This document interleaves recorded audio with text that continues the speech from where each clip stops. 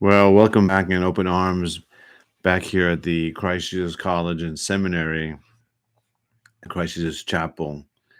And if you missed out yesterday's talk, we're doing our very best to focus on Matthew 25 and finishing up the Olivet Discourse. Now, many people focus on Matthew 24 with regards to the Olivet Discourse, but the amazing ending of the Olivet Discourse should be the focus of our attention because it is giving us master keys. It's giving us great insights on how to catalyze our spiritual success with Christ Jesus as we are alive today in these last days. So I want to start off with a very, very famous movie, one of my favorite movies, and I would probably say the pivotal part of the movie where you have the protagonist, Eric Liddell, who is, you can see him just in tension. He is not sure what to do. He is torn between these two desires: one, to be a missionary for Christ in China, and then two, run for the gold in the Olympics. And he's talking to his sister Jenny, and he's explaining this tension, and now he's come to a conclusion that he's going to do both. And I think that this story, I think if we start off with this is a true life story about Eric Liddell and what he did for the Lord. I think this quotation is going to really kickstart what we have to say. He goes, and you can enjoy my brogue if you like to. He says, Jenny, God made me for a purpose, for China, but he also made me fast. And when I run, I feel his pleasure. To give them up would to hold him in contempt. What an amazing discovery that Eric Liddell discovers. What is that discovery? The discovery that is that there is simply no difference between secular work and sacred work. We live in a society today that, well, you are an ordained pastor and you are a missionary and you are a Sunday school teacher and you're a deacon and I'm an accountant and I'm a doctor and I'm a lawyer and you stay over there and I'll stay over here. That's not how God looks at things.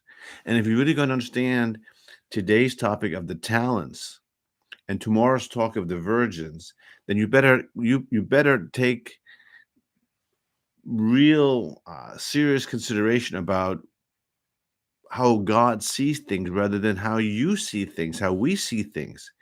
From God's perspective, there's no difference between secular and sacred. Now, this parable of the talent is very hard to understand. It's very hard to uncrack. Now, the key really in this story of that Jesus is sharing, he's trying to give us a didactic lesson here, is that Jesus is going to go on a journey. Jesus is going to accomplish everything that needs to be accomplished for our salvation, for the Holy Spirit to come on Pentecost, to give gifts to all men according to the measure of grace that God has seen fit. And we have to keep in mind that this is all occurring when Jesus ascends into heaven and he is now at the right hand of God and he is doing a certain work. He is playing three-dimensional chess until he returns. But he expects that we're using our time and our talents properly. There is an expectation here. There is no saved and satisfied. There is no, well, I'm saved now, saved always. Christ has a very, very peculiar and very strong demonstrative expectation of anyone who calls himself a Christian. Now, it's very clear here to see that whatever talents are given, They were never the talents of the person to begin with. They were given as gifts, and they're to be totally used for the honor and glory of Christ. And we need to understand something very important here. The most important gift that we have is Christ Jesus. That's God's love. We have the Word of God. We have the Holy Spirit. And so we've been endowed with just enormous gifts that we can't even calculate. And God wants us to share these gifts, Christ, the gospel, the gifts that we have in the Holy Spirit, not just for ourselves, not just for our family and community, but for the world. You see, he who wins souls is wise. That's what it's all about. So, put this all in a kernel. It's a story of a rich man who goes on a journey. He's got 3 slaves. He gives one 5 talents. He gives 2 talents, and he gives the third man a talent. And when he comes back, he finds that two of the servants have gained profit, but the one servant was fearful, and he hid the talent. And we shouldn't be surprised that the master scolds the third servant for his behavior. He said, "You should have invested it. You should have gotten interest on it." The motif here that we need to understand is that we need never to be idle as Christians. There are many Christians who say, well, I can't serve God until this and this happens. I can't serve God because I'm not old enough. I can't serve God because I'm too old. I can't serve God because I'm sick. I can't serve God because I did this and this and this. These are not found anywhere in scriptures, especially in the parables of Christ. What's also very important, and I'll be very remiss in sharing this, is that there is a day of accounting. There is a day of reckoning for all Christians. For Christians to think that they are just simply going to live their life and it's just, however my life ends, everything will be just fine and dandy because I go to the mercy seat of Christ. And no, that's not what Jesus is saying. If you're hearing another message, that is not what Jesus is saying in this parable. He's saying, I'm going to give, according how I feel best, certain gifts. They're going to be disproportionate. Some are going to get more, some are going to get in the middle, some are going to get less. And I expect everyone to be busy while I'm gone until I return. And there will be a day of reckoning. Now let's be very clear here.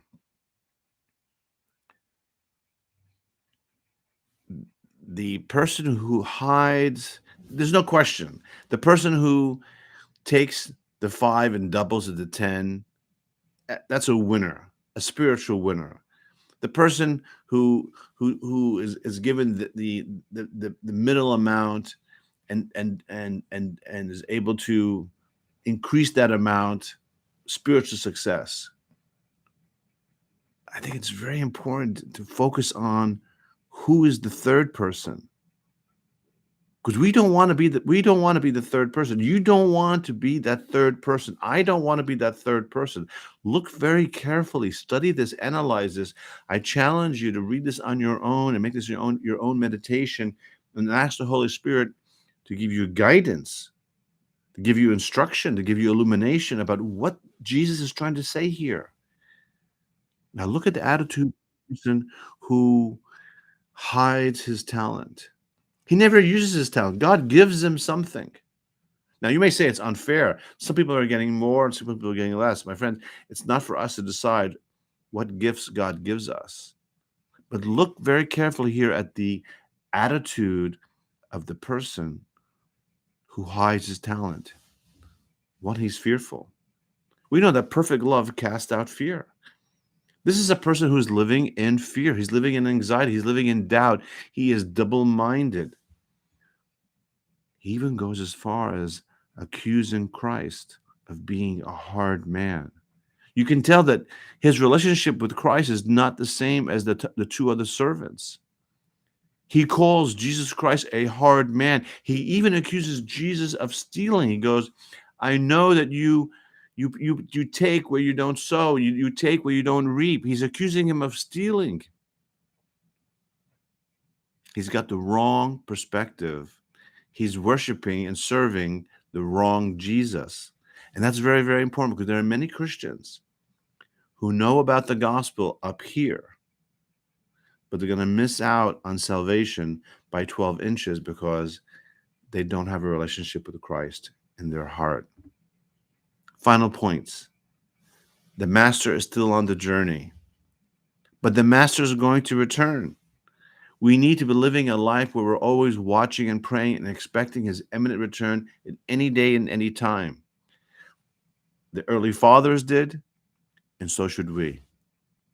We also need to be very cognizant of Jesus is telling us there is going to be a day of reckoning. There's going to be a day of accounting and a final judgment.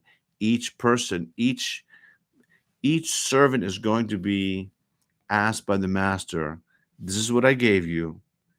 How many other souls did you bring into the kingdom of heaven? You see, it's all about what Jesus said in the Gospels about denying ourselves, taking up our cross, and following him. That's the only way that we can really utilize our spiritual gifts to its utmost.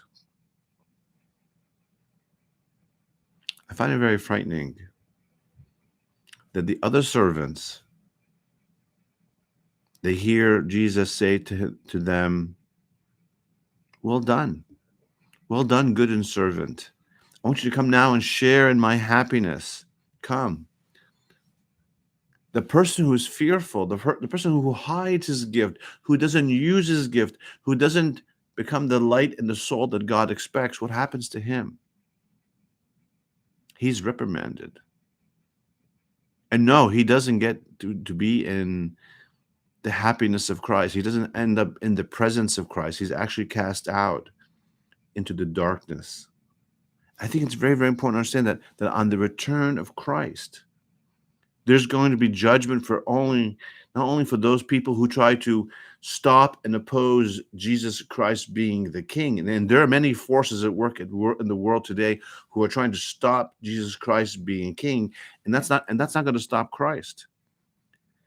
But the judgment doesn't end there. The judgment is also going to be on the servants. And we need to learn from the two servants that whatever God gives us as a gift, as a talent, doesn't belong to us. We need to give it all back to Christ. It's all from him and for him. But if we hide our gifts, we waste our time, and we have the wrong perspective of Christ, there's a reckoning. Jesus is using this in Matthew 24 and 25. This is a combined sermon. You can't separate Matthew 24, 25. This is the Olivet Discourse. This is the best advice that we all can really just focus on and run the race to win. I hope this was an encouragement. I hope it was a challenge. I'm praying that you will be spiritually successful and wise, because Jesus said very clearly, do not be deceived. He says it 7 times in the Olivet Discourse. Join us tomorrow regarding the 10 virgins. And I think the highlight of this topic will be on Sunday at 8:30 a.m., the mark of the beast.